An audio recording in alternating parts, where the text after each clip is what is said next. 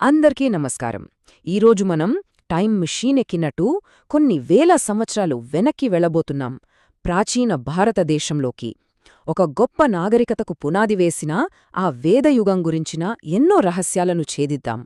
So, కథ ఎక్కడ మొదలవుతుందంటే, సుమారు 3,500 ఏళ్ల క్రితం భారతదేశ చరిత్రలో ఒక కొత్త అధ్యాయం మొదలైంది. కాని అసలు ఈ కొత్త అధ్యాయాన్ని రాసింది ఎవరు? వాళ్ళెక్కడ్నుంచొచ్చారు? ఈ ప్రశ్నలకి సమాధానాలు ఇప్పటికీ చరిత్రకారుల మధ్య పెద్ద చర్చే రేపుతున్నాయి. సరే, మరి మనం మొదటి సెక్షన్లోకి వెళ్ళిపోదాం. అసలు ఈ వేదకాలాన్ని మొదలుపెట్టిన ఆ ప్రజలు ఎవరు? వాళ్ల టైంలైన్ ఏంటి? ఆ మూలాల్ని కాస్త లోతుగా చూద్దాం. వేదయుగమంటే అదొక చిన్న కాలం కాదు, దాదాపు 1000 సంవత్సరాలు. అందుకే దీన్ని సులభంగా అర్థం చేసుకోడానికి మనం 3 భాగాలుగా చూస్తాం: పూర్వవేదకాలం, మలివేదకాలం, ఆ తర్వాత వచ్చే ఇతిహాసకాలం.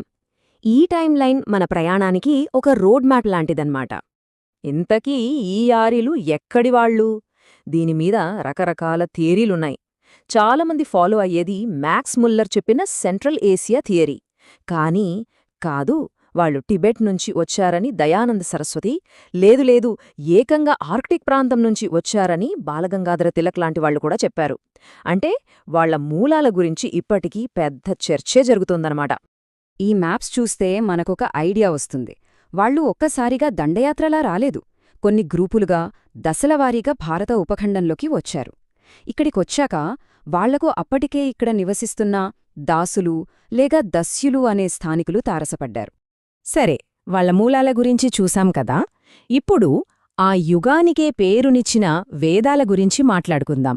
ఇవే ఆ కాలానికి సాహిత్య, ఆధ్యాత్మిక పునాది. అసలు వేదం అంటే ఏంటి?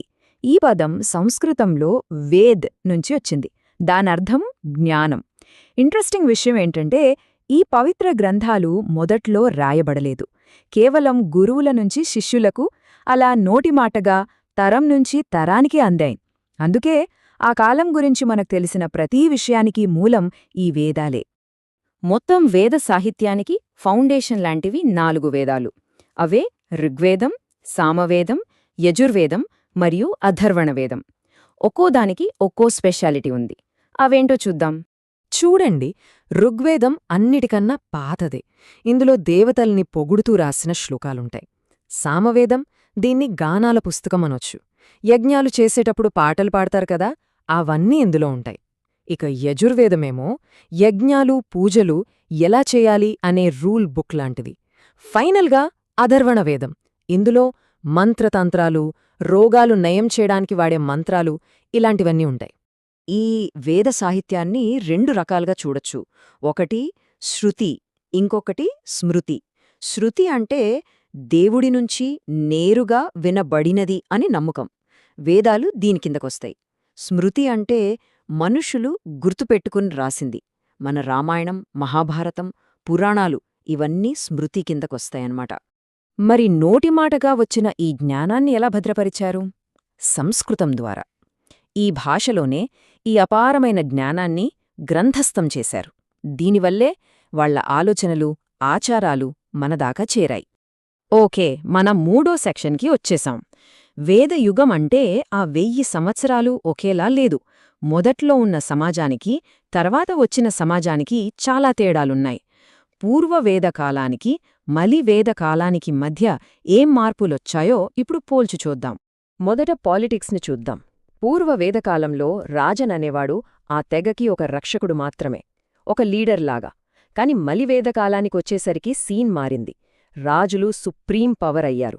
అశ్వమేధ యాగంలాంటి పెద్ద పెద్ద యజ్ఞాలు చేసి తమ అధికారాన్ని, రాజ్యాన్ని విస్తరించుకున్నారు. అప్పట్లో పవర్ఫుల్గా ఉన్న సభ, సమితిలాంటి ట్రైబల్ అసెంబ్లీల పవర్ తగ్గిపోయింది. ఆర్థికంగా కూడా పెద్ద మార్పొచ్చింది.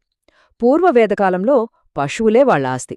అందుకే అప్పట్లో యుద్ధాన్ని గవిష్ఠి అనేవాళ్ళు. అంటే ఆవుల కోసం వెతకడం అని అర్థం. కాని మలివేదకాలంలో వాళ్ళొకచోట స్థిరపడి వ్యవసాయం చేయటం మొదలుపెట్టారు. గోధుమ, బియ్యం, చెరకు పండించారు. దాంతోపాటు చిన్న చిన్న పట్టణాలు, ట్రేడ్ కూడా మొదలయ్యాయి. సమాజంలో వచ్చిన మార్పులైతే ఇంకా పెద్దవే. పూర్వవేదకాలంలో బంధుత్వమే సమాజానికి బేస్. అంత ఫ్లెక్సిబుల్గా ఉండేది. కాని మలివేద కాలానికొచ్చేసరికి సమాజం 4 వర్ణాలుగా విడిపోయింది. బ్రాహ్మణ, క్షత్రియ, వైశ్య, శూద్ర అనే ఈ వర్ణ వ్యవస్థ చాలా కఠినంగా మారింది. విచారకరమైన విషయమేంటంటే ఈ మార్పులో మహిళల స్థానం కూడా తగ్గిపోయింది. సరే, ఇక మన చివరి సెక్షన్కి వచ్చేశాం. వాళ్ల దేవుళ్ళు, వాళ్ల ఆచారాలు ఎలా మారాయి?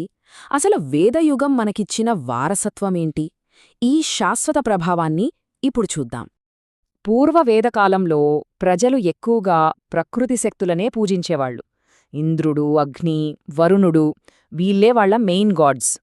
అప్పట్లో గుళ్ళుగాని విగ్రహపూజగాని లేవు. యజ్ఞాలు చేసేవాళ్లు, కాని అవి కూడా పిల్లలు కావాలనో, పశువులు పెరగాలనో, ఇలా ప్రాపంచిక విషయాల కోసమే. మలివేద కాలానికొచ్చేసరికి దేవుళ్ల లిస్టు మారింది. సృష్టికర్త అయిన ప్రజాపతికి ప్రాధాన్యత పెరిగింది. విష్ణువు కూడా ఒక ముఖ్యమైన దేవుడయ్యాడు. యజ్ఞాలు చాలా కాంప్లెక్స్ అయిపోయాయి. దాంతోపాటు పూజలు చేసే పురోహితులకి సమాజంలో విపరీతమైన పవర్, ఇన్ఫ్లుయెన్స్ వచ్చాయి. మలివేదకాలంలోనే వచ్చిన మరో ముఖ్యమైన కాన్సెప్ట్ ఆశ్రమ వ్యవస్థ. అంటే ఒక మనిషి ఆదర్శవంతమైన జీవితం ఎలా గడపాలి అని చెప్పే 4 దశలు. మొదట బ్రహ్మచారిగా చదువుకోవడం, తర్వాత గృహస్థుగా సంసారం చేయడం, ఆ తర్వాత వానప్రస్థంలో సమాజానికి దూరంగా ఉండటం, చివరగా సన్యాసం తీసుకుని అన్నీ వదిలేయడం. ఇది ఆ పద్ధతి. ఇక ఈ మొత్తం యుగం యొక్క సాహిత్య, సాంస్కృతిక వారసత్వానికి శిఖరం లాంటివి 2 మహాకావ్యాలు, రామాయణం మరియు మహాభారతం. ఈ ఇతిహాసాలు తరతరాలుగా మన సంస్కృతిని తీర్చిదిద్దాయి. తరువాతి హిందూ మతానికి ఇవే పునాదులు వేశాయి. సరే, ఇంతటితో ఈనాటి మన విశ్లేషణ పూర్తయింది. కానీ ఒక ప్రశ్నతో ముగిద్దాం. వేల సంవత్సరాల క్రితం ఆ వేద యుగంలో పుట్టిన ధర్మం, కర్మ, వర్ణ వ్యవస్థ లాంటి కాన్సెప్ట్స్ ఇప్పటికీ ఈ ఆధునిక కాలంలో మన భారతదేశాన్ని, మన సమాజాన్ని, అంతెందుకు ప్రపంచాన్ని ఎలా ప్రభావితం చేస్తున్నాయి? ఒక్కసారి ఆలోచించండి.